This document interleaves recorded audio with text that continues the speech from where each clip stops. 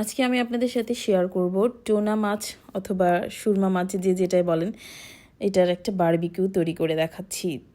তো এটা আসলে সামুদ্রিক মাছ, এটা সব জায়গায় অ্যাভেলেবেল পাওয়া যায় না। তো ঢাকায় আসলে সব মাছই অ্যাভেলেবেল পাওয়া যায়, খুঁজলেই সব কিছু পাওয়া যায়। তো আমি মাছটাকে ভালো করে ধুয়ে পরিষ্কার করে নিব।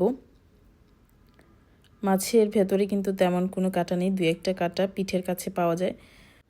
আমি একটু লেবুর রস মাখিয়ে নিচ্ছি মাছটা গায়ে।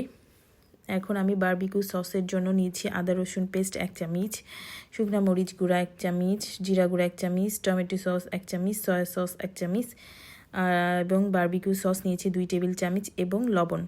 তো দিয়ে একটা মশলার একটা পেস্ট তৈরি করে নিচ্ছি। এটা মাছের সঙ্গে ভালো করে মিক্স করে নিতে হবে যেন মশলাটা মাছের ভেতরে ঢুকে।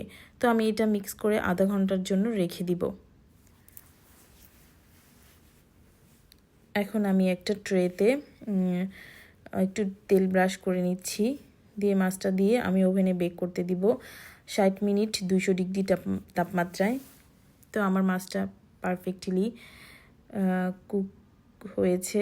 তো আমি একটু কেটে দেখাচ্ছি, ভেতরও একদম সিদ্ধ হয়ে গেছে, খুব ভালো মতো সিদ্ধ হয়েছে। এটা জুসি একটা ভাব আছে, খেতে মাশাআল্লাহ অনেক মজা হয়েছে। তো আমি সাথে সাথে 2টা পরোটা ভেজে নিয়েছি, তো একদম খেয়ে টেয়ে সাবার করে ফেলেছি।